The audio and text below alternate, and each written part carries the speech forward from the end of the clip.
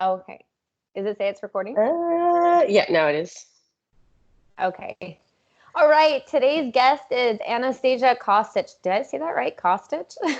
You did. Okay, I'll just edit that. Car stitch. I'll edit that.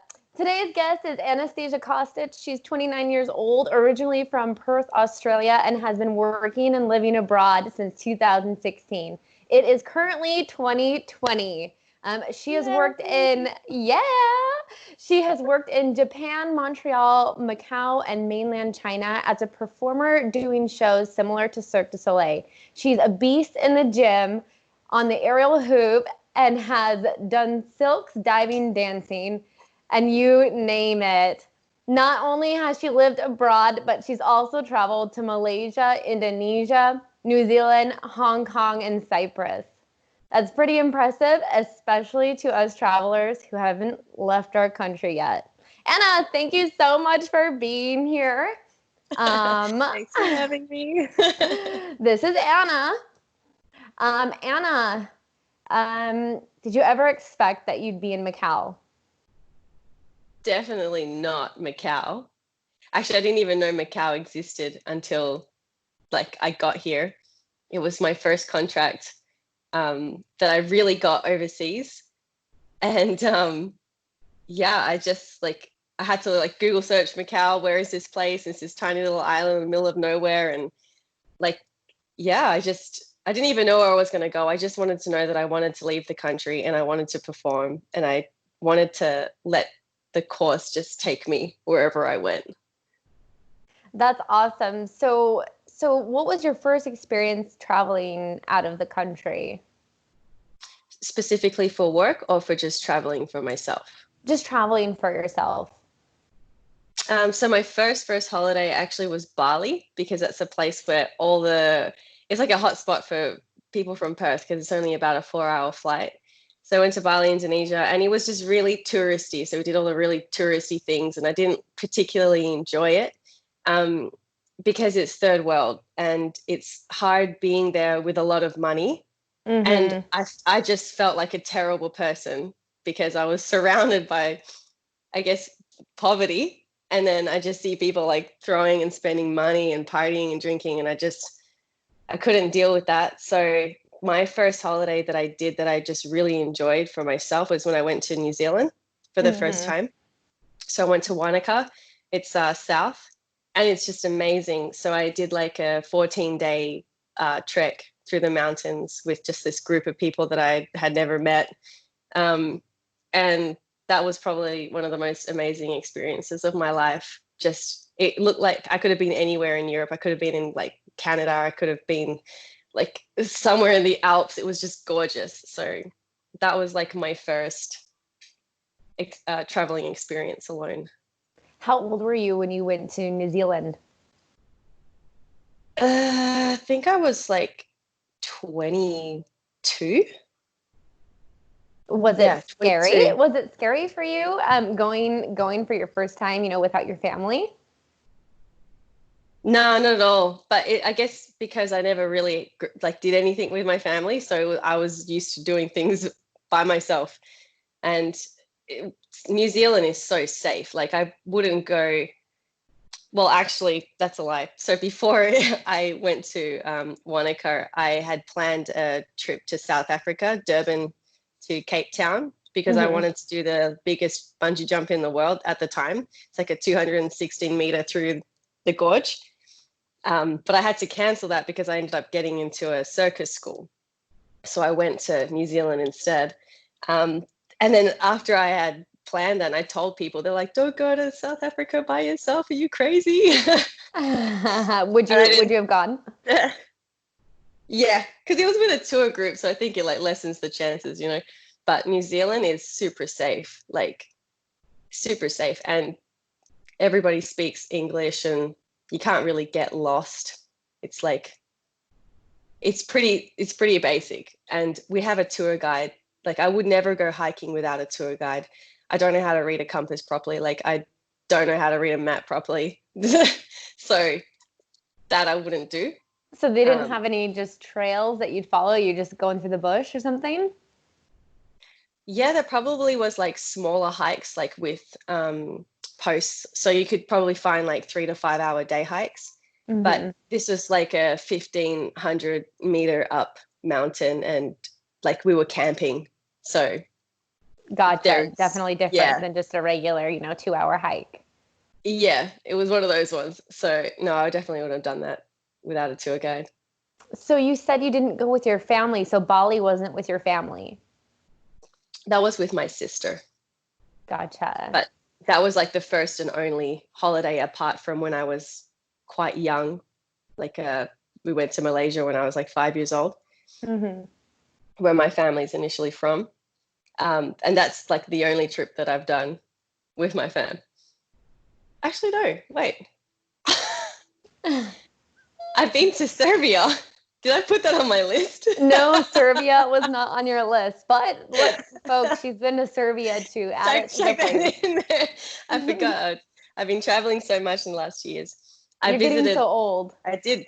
I am. Oh my God, I have Alzheimer's. I lose something every day. Like at work, I'm like, where did my shoe go? Where did my phone go?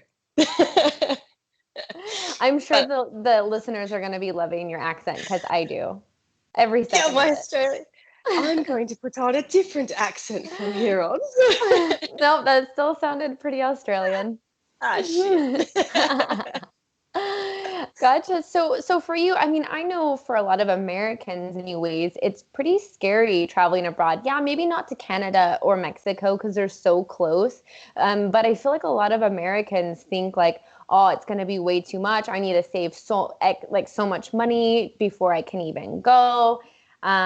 So people want to take a while, they feel like, I need 3, 4,000, 5,000, to feel comfortable going because I want to be there for a couple weeks at least to make it worth it. Was that ever something that was in your way as far as traveling or anything like that? Or is it pretty normal just for Australians to travel and go abroad? Well, I think a lot of Australians go abroad for holidays. Um, the people that I meet abroad, though, who have come from other countries, they're really well prepared. And I do think it's really important because even the 3 months that I spent in Japan, before I left, I had to budget, like, I had to really budget. Like, I cleared a lot of my debt first so that I didn't have to worry about having to pay something. And when I went to Japan, I took about 5,000 Australian dollars with me. So I Mm-hmm. think that's about 3,500 US. Mm-hmm. I'm not 100% sure. Yeah, it's like it's still quite a bit of money. And I was working, but I really didn't expect the money to be as little as it was there in Japan. So if I hadn't taken that extra money with me, it would have been quite a struggle. So Mm-hmm. I think like it's important to plan ahead and actually, yeah, take quite a bit of cash with you. If you're planning to stay for longer, like say 3 months, you definitely need a bunch of money. But just for like a 2 week holiday, people tend to just like splurge, and that's okay. But to live, I think you need to have like a different mindset going into it. Yeah, budgeting, not going so crazy, maybe cooking at home, that sort of thing. All the things. Yeah, Yeah. I lived off noodles for quite a while. So Japan was the first place that you lived outside of Australia, is that right? Yep, And how yep. long was that Uh, again? You left that me. one was, it was about 3 months. I did. I'm sorry. So I moved from your house to Japan. Yeah, so not the United States. I was visiting Australia or living in Australia with my family, and I met the beautiful Anastasia. And she left me like the traitor she is, and we haven't even seen each other face to face since like person to person in front of each other since what, 2015, 16? No, Yeah. It could yeah, probably remain like that for another 5 years. I could deal. you bitch. I hate you. I hate you. Um, so Japan was 3 months. I mean, I think as far as living goes, would you consider that living, or what's the difference? Because I know you've been in China for years now. Do you think that it was a different living experience because it was only 3 months, or do you feel like you got the full experience, in that small amount of time? So in terms of seeing the country, definitely didn't get enough time because I've been back to Japan twice since I left, Mm-hmm. to just keep exploring because even though I was working, um, Japan is just very different. It's has different social rules. The wages aren't great and the rent can be particularly expensive. So Mm-hmm. I was struggling more so. I was having a great time like with people and my work, but I was it was very like day-to-day living and I had to be really cautious. So I couldn't really like just go and do what I wanted and enjoy things. Right. Um, so, but the difference is that like I felt like when I went there, I didn't have someone backing me like here in Macau in China because I'm employed with a large company. Mm-hmm. I have so many benefits. I don't have to worry about a lot of stuff. So they pay, like right now they're housing us. So we've been housed for 6 months. So I don't have to worry about rent and expenses. They do this for me, which gives me the opportunity to go and explore and spend more money. So uh, Japan was awesome, It's and I would have different. done it again, but Mm-hmm. differently. Yeah. So, did you find a job before you went to Japan, or did you find it while you were there? No, I had to find a job before I went there because I needed to get my visa signed off, and you need to have an employer.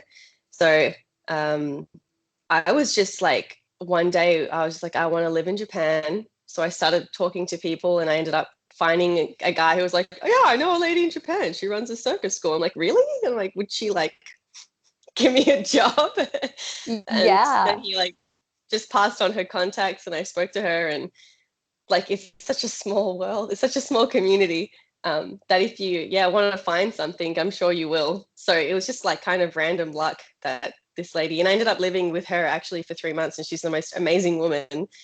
And so I lived with her, worked for her. So everything was planned before I left, and when I got there I just was hoping for the best. No, sometimes you have to do that. And I think that the world, if you have your faith and you really want something, I think the world will provide for you. It'll make a way. You'll find a job, you'll make it work. Somehow you find extra money, you meet just the right people. It's crazy. Yeah, if you're open to it, there's Yeah. opportunities everywhere. It's when you become scared to take a chance because there's like I've done a lot of things that haven't worked out, but for the things Mhm. that have, it makes up for it. So Right. So you were on a working visa for Japan and China? yeah, every country you have to be on some sort of visa, otherwise it's to work anyway. But Right. I was on a 2-year holiday visa for Japan, so actually I wanted to spend 2 years there and just building up something and learning things. But I got the job midway through the 3 months in Macau. So Hmm. I ended up having to cancel the visa and then fly over to Montreal to start my new job. Which wasn't the worst thing in the world. No, it wasn't the worst thing in the world, but I was like, because I'd given up on trying to actually find an employer overseas with a job. Yeah. Like at that point, I was just like, oh, I'll do it myself then. And then when I got it, I was like, oh, okay, cool. But right now, I'm in Japan. Yeah, yeah. No, but it's funny the world had something else planned for you. And you Yeah. went to China, your favorite place. Uh, yeah. Yeah. I went to, China. I was lucky enough to go to Montreal for 3 months and then straight to Macau. And Macau is very different from mainland China, because I actually worked Macau, mainland China, and now I'm back in Macau with Dragon, which is a different employer. And Macau is kind of the same as Hong Kong, as it has the same law. Like they have another 47 years of democracy, essentially. But I don't quote me on that, because I'm not sure if that's how many years they have. You heard it, folks. 47 years. If she's wrong, press the unlike button. Find her and shame her for being an idiot. I don't know my sources. But there's a heavy Portuguese influence here, and this so Macau makes more money than Vegas. So they have the Venetian, the Parisian, Wynn hotels, like City of Dreams, which is where I'm working at the moment. There's lots of foreigners. There's foreigners everywhere, and the community is really used to seeing white people running around, pretty much.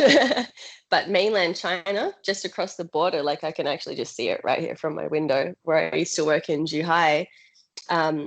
You're a little bit more of a, like, what's the word for it? Celebrity, maybe? Yeah. You're just strange. You're more strange. Okay. Yeah. So Macau, actually, I love. Like, it's really easy place to live.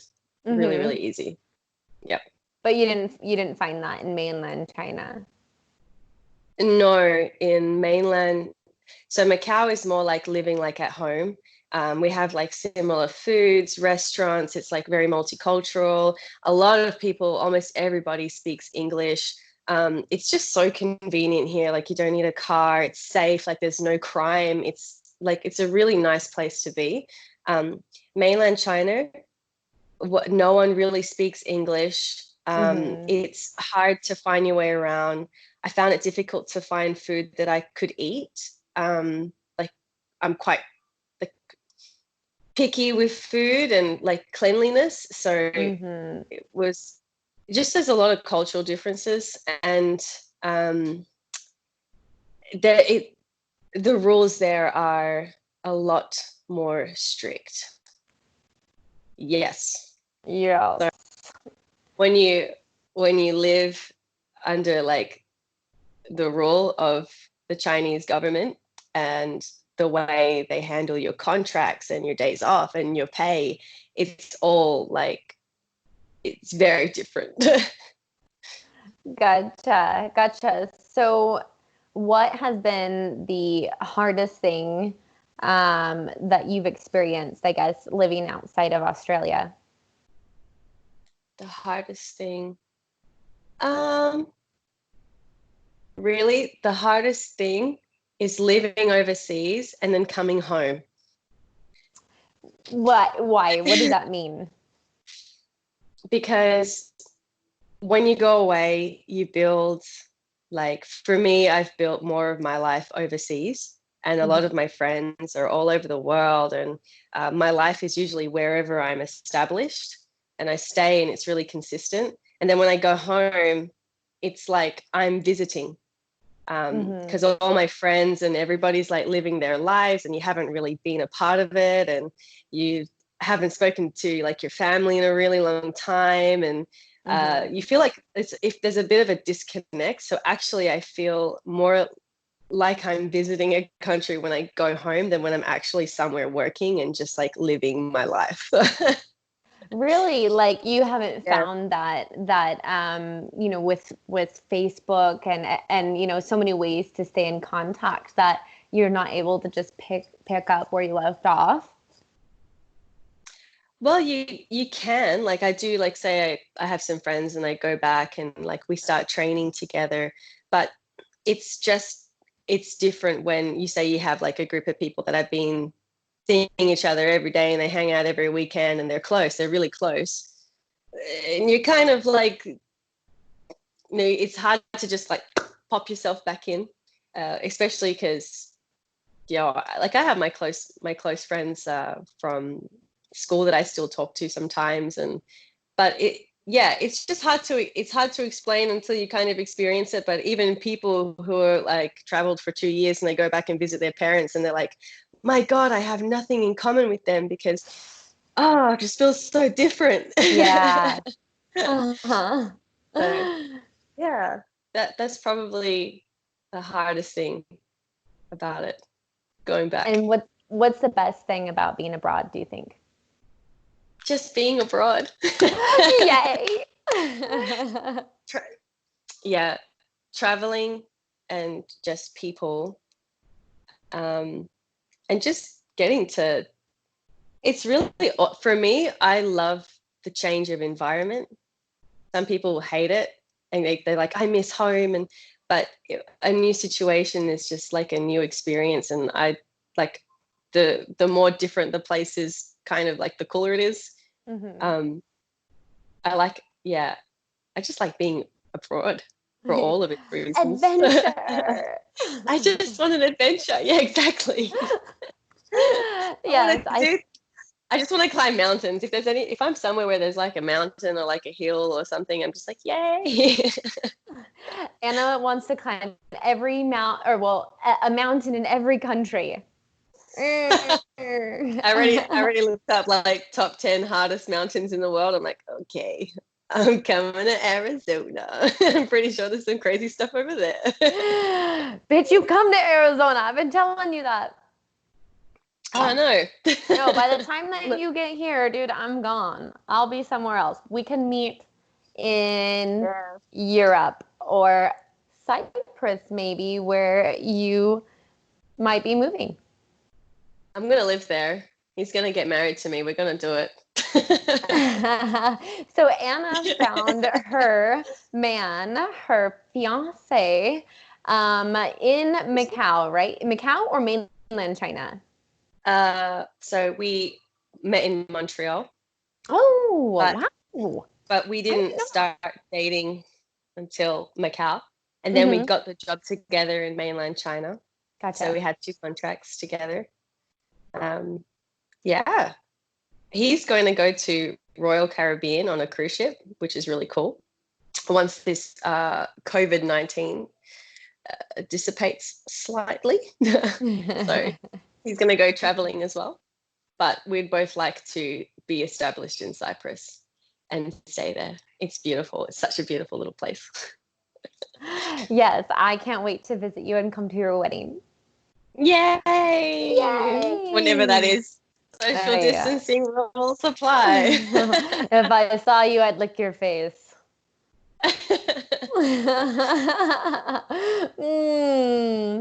So, let's see. So, as far as, traveling for you, did you ever feel like there were barriers to traveling, or did you feel like it was pretty easy the whole time? The biggest challenge for me, I guess, was not having had any background, and like I say in my training, because like to be a performer, it's so specific, and I had to really know what I was aiming for, and then I needed to get all the skills so that I could apply for these jobs. Because I didn't have any formal training apart from like the 1 year that I did in the circus school, and then all the training that I did on the side. Mm-hmm. You know me when I was back at Fitness First, busted my ass at the gym. You were, girl, you were. Yeah. So she made the boys look bad. Yeah. I'm just gonna slight itch on my tricep. What's that? What's that? No, I'm flabby now. So what's your butt? But no. All right. No I'm butt. not a hoe, okay? But like that I think that was the biggest challenge, is like just following a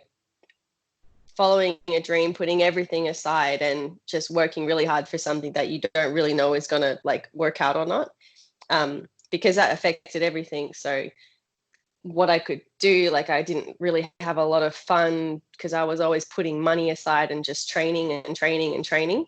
Mm-hmm. And then just like,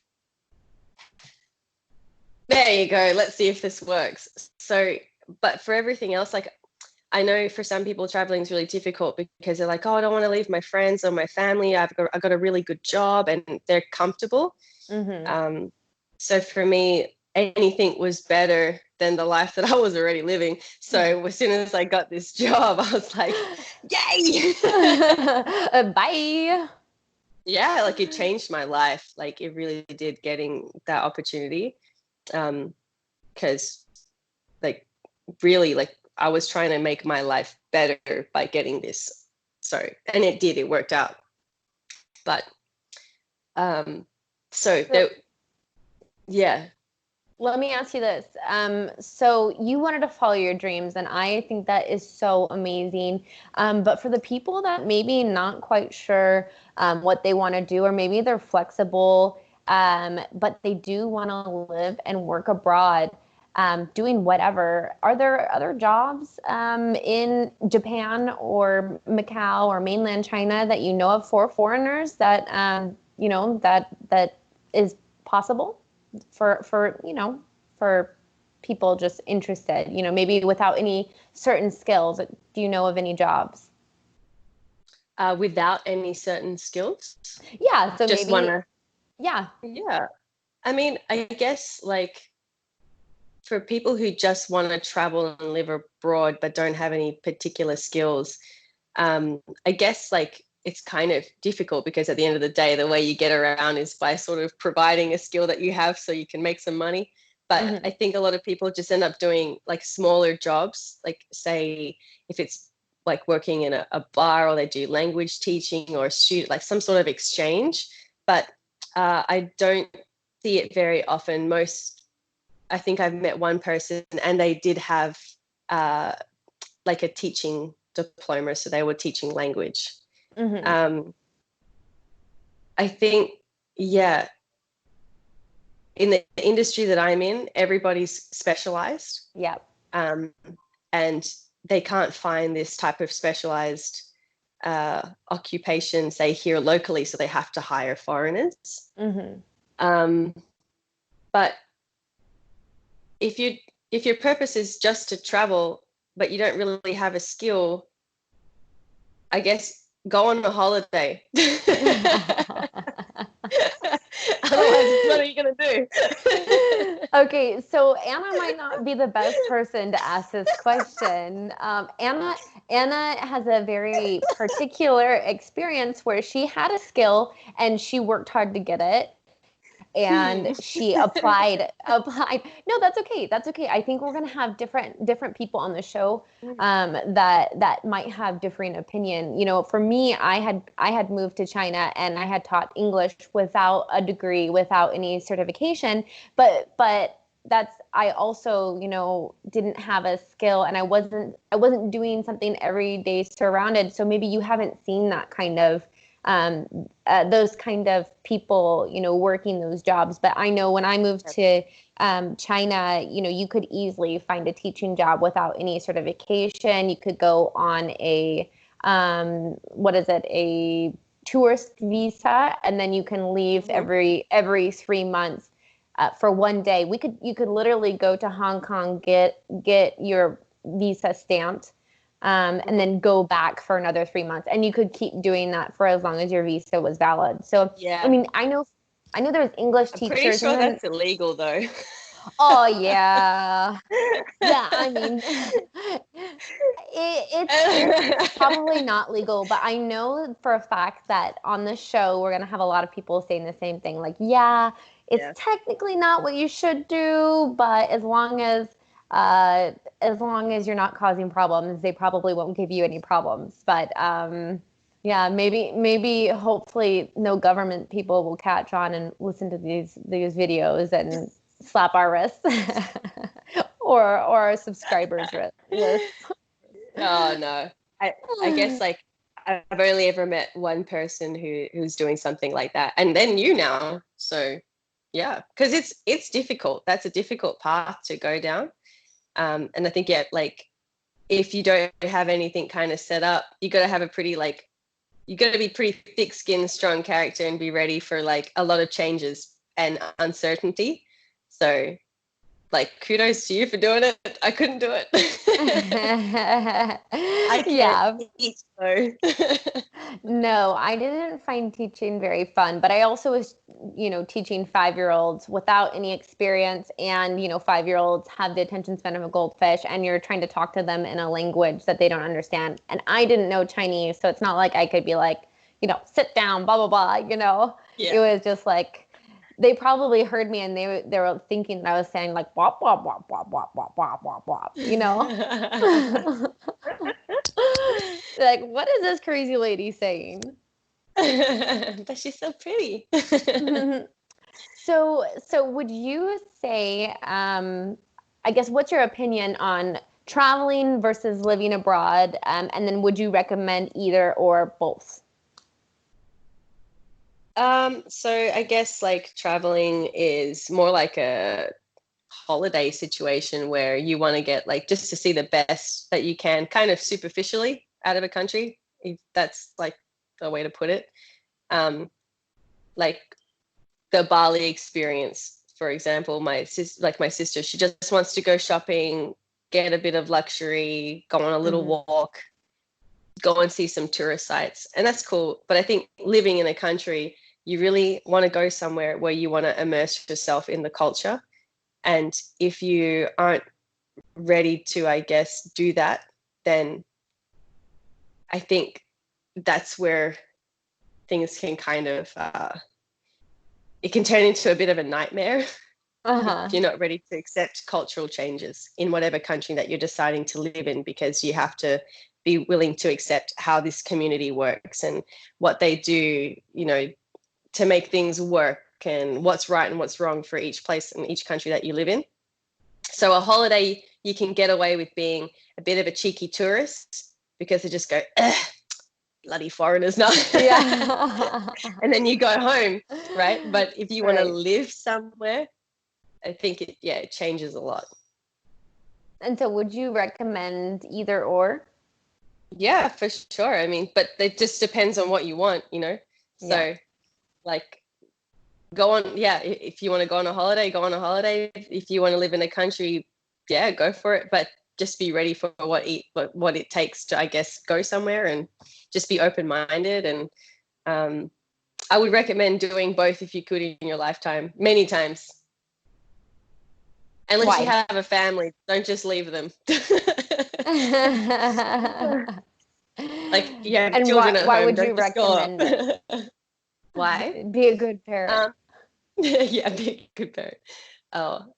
Because you learn so much from living abroad, and you just meet so many different people. And if you only live in Australia, you don't see how other people live, and you don't see what life is like anywhere else. And you don't know poverty until you've gone and seen it for yourself. And you don't know racism until you've experienced it really yourself. And like, there's so many beautiful things. Like you don't see, you can see what you want on the TV, but until you're actually there and you're traveling and you're exploring, and you just kind of it's not tangible, it's experiences that you'll just never have unless you go and do it. Like, so many of the most beautiful things that have happened in my life have come from just traveling, and it never would have happened if I just decided to stay at home and stick with my job that was like comfortable, and then just go to the bar on the weekend. Like, you have to take yourself out of the comfort zone and go and do something that you wouldn't usually do. It makes you a better person as well. Hopefully I'm a better person for all of this. Track this one. No, I agree though. Appreciate. Yeah, definitely. A lot of things that maybe you wouldn't have seen before, or maybe you have more compassion for people.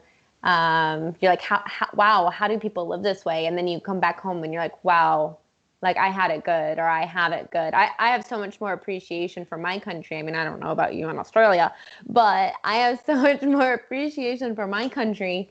However, I did come back from China and I was like, wow, these people are fat.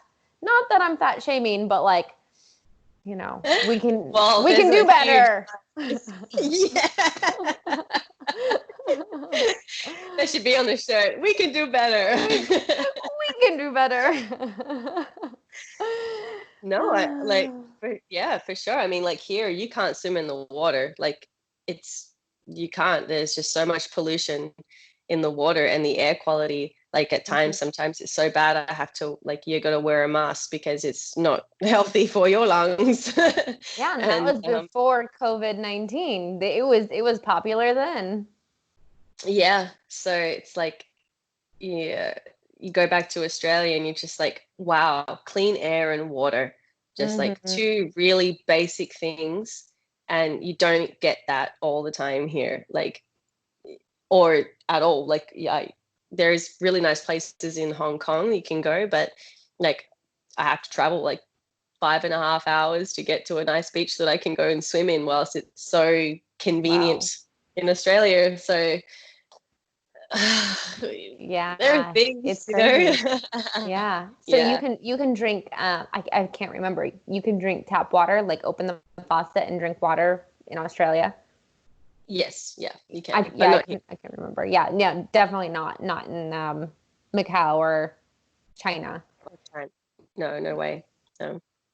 Just like basic, you know, hygiene. It's so different, and like the quality of life, like it's just so different. So as soon as you go to Australia, like, damn, I'm so spoiled. Like Australia is a great country. It really is. It's a really, like, the government takes care of you. There's free speech.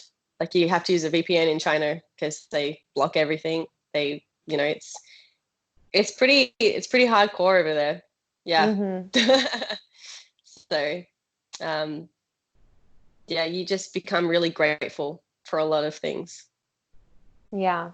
So, I guess on an ending note, is there anything that you would like to add as far as experience or advice or 2 cents? I don't know. Anything else that maybe we missed that you think is good for the show, for the listeners, the audience, maybe who have traveled or never traveled before? Oh man, I'm so bad at this kind of stuff. Don't do drugs. Don't do drugs. Don't leave. No, I was like, if you're a parent, don't leave your kids at home. No, I just think don't be afraid to fuck up, in the sense like you're never going to have a perfect plan. Just start somewhere. Just go somewhere. If you've always wanted to go somewhere, just do it. This is probably not the right time now, though, with flights and everything, but it's a great time to like set up an itinerary and go and look at like places that you want to go and see what you can do and what skills you have and where it can take you. And if you have the opportunity to spend even just like 1 or 2 years going around and traveling and seeing things, like you can spend your money on a car, you can spend your money on clothes, but you will never regret spending your money going traveling and experiencing shit. Like, so yeah, just do it. Nike. That's not a Nike promotion. Unless we're going to get paid for it, then it's definitely a Nike promotion. And then it's a Nike promotion. Look, Anna can be the spokesperson. I'll keep bringing her on, and maybe I'll show my ass. And then you'll show your ass. Okay. Yeah. I don't know if we'll go that far. I think there's other channels for that. Abs? Abs? Abs. Oh. Abs. Yeah. It must have been the accent. It was the accent. A damn Australian accent. Yeah, sorry, I don't have any like philosophy thingies. I didn't come prepared with that. Probably should have, but yeah. No, I think that was great. Thank you so much, Anna. She didn't want you guys to follow her on Instagram or Facebook. She really doesn't have any. I deleted my Instagram. Yeah. Don't look for her. Don't find her. But if you look up Anastasia Kostic on YouTube, you might find something. And she's super hot, and she does some really cool shit. Oh, thanks. All right, Well, that thanks is for it. having me. Yay! I appreciate you so much, and I love your beautiful face. Mwah, love you too. Thank you, everybody, for listening to my stuff. Bye bye for now. Bye.